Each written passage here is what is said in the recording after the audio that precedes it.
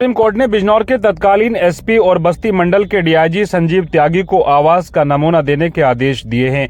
दरअसल बिजनौर में तैनाती के वक्त संजीव त्यागी की विवादित निर्देश वाली एक ऑडियो वायरल हुई थी। यह मामला अब सुप्रीम कोर्ट तक पहुंच गया है। न्यायमूर्ति बीआर गवई की पीठ ने निर्देश दिया कि आईपीएस संजीव त्यागी की आवाज का नमूना हैदराबाद स्थित फोरेंसिक साइंस लेबोरेटरी में लिया जाएगा। परीक्षण प्रयोगशाला के निदेशक की निगरानी में किया जाएगा, जिसकी रिपोर्ट 31 जनवरी 2026 तक सुप्रीम कोर्ट में दाखिल की जाएगी। बता दें कि अदालत ने इस मामले में देहरादून निवासी इस्लामुद्दीन अंसारी के खिलाफ चल रही पुलिस की कार्रवाई को भी निरस्त कर दिया है। इस्लामुद्दीन अंसारी ने मार्च 2020 में उस वक्त audio clip Bijnor SP Sanjeev Tyagi को भेजकर पूछा था कि क्या यह आवाज आपकी है, जिसके बाद बिजनौर पुलिस ने अज्ञात लोगों के खिलाफ रिपोर्ट दर्ज करने के बाद इस्लामुद्दीन अंसारी को भी आरोपी बना लिया था। इस्लामुद्दीन अंसारी इस मामले को लेकर हाईकोर्ट तक पहुंच गए, मगर हाईकोर्ट ने इसकी याचिका को खारिज कर दिया था, जिसके बाद सुप्रीम कोर्ट में याचिका दायर की गई, जिस पर कोर्ट में तत्कालीन एसपी की आवाज को नमूना लेने के लिए निर्देशित किया है। देखिए क्या मामला था पूरा। दिन भर पर बिजनौर पुलिस ने बहुत अच्छा काम किया है। कुछ कमियां रही हैं और कुछ अच्छे काम भी हुए हैं। एक तो आप सभी बधाई के पात्र हैं कि आप में से किसी के थाने में कोई तमाशा नहीं हो पाया है, और ये आप बहुत बड़ी बधाई के पात्र हैं। कई बार कहने के बावजूद भी कुछ थाना इंचार्ज इतने मूर्ख टाइप निकले कि उनके यहाँ फिर भी भीड़ इकट्ठी हो गई। फिर वो दिखा रहे हैं कि जब हम अरेस्टिंग करेंगे, अब हम इनको वहां भेजेंगे, अब इनको वहां रखेंगे। पहले ही बताया गया था ये तरह का तमाशा नहीं होना चाहिए किसी के यहाँ भी। कोई भी मजाक नहीं झेला जाएगा किसी का भी। बहुत ही ज्यादा सख्ती के साथ डील करिए।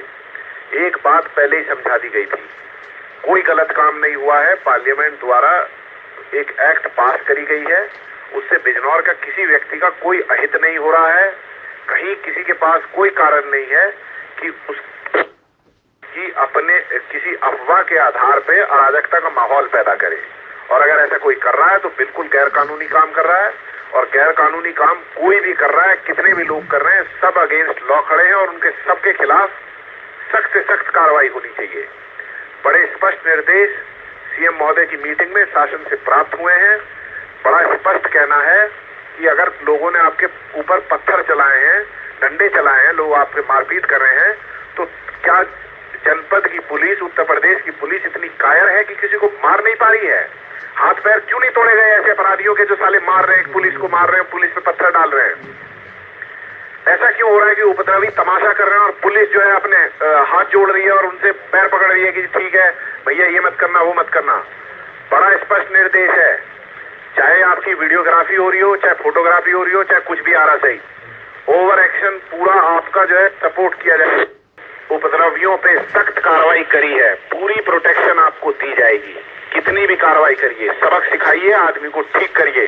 उसकी बुद्धि ठीक हो जानी चाहिए, उसे देखने वालों की बुद्धि ठीक होनी चाहिए, उसको सुनने वाले की बुद्धि ठीक होनी चाहिए।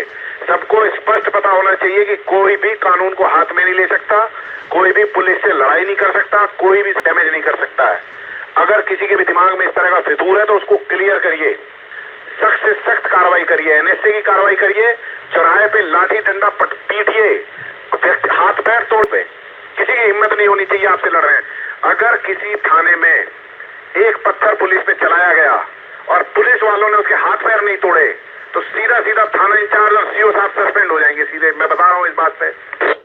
ध्यान रखिए, कोई पत्थर मार रहा है, कोई बदमाशी कर रहा है, कार्रवाई करिए। कोई भी पब्लिक प्रॉपर्टी डैमेज नहीं होनी चाहिए। आपका थाना, आपकी चौकी, आपका कोई पुलिसकर्मी, कोई भी सरकारी बस, कोई अस्पताल, कोई आपका वेपन, एमुनिशन कोई ना छीन पाए, कोई भी railway station, power station, roadways की बस, फायर स्टेशन, एम्बुलेंस, कहीं भी कोई भी पब्लिक प्रॉपर्टी डैमेज नहीं होनी चाहिए।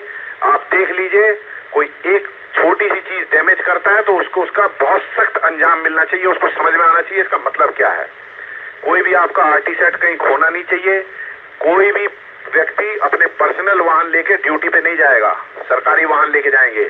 सबसे बड़ी बात है, कोई भी व्यक्ति अपनी वर्दी के अलावा फालतू की इधर उधर की कोई रंग बिरंगी जैकेट ना पहने। बड़े सख्त निर्देश दिए गए हैं। प्रॉपर यूनिफॉर्म और प्रॉपर जैकेट जो यूनिफॉर्म के साथ अलाउड है, उसी कलर की जो वर्दी से मिलती हुई है, उसको पहन के निकले। ये तो रंग की जैकेट पहन के ना जाएं। उसके अलावा जहां भी लाठी चार्ज होता है उसमें आप दंगा नियंत्रण उपकरण पूरे लिए हुए लैस होने चाहिए, केन, शील्ड और उसके अलावा हेलमेट, बॉडी प्रोटेक्टर, सब कुछ आपके पास होना चाहिए। कहीं कोई दंगा होता है या नहीं होता है, 11 बजे से लेकर और 4 बजे तक प्रत्येक व्यक्ति अपने ड्यूटी पॉइंट पे बॉडी प्रोटेक्टर, हेलमेट, डंडा और ये सब पहन के खड़ा होगा।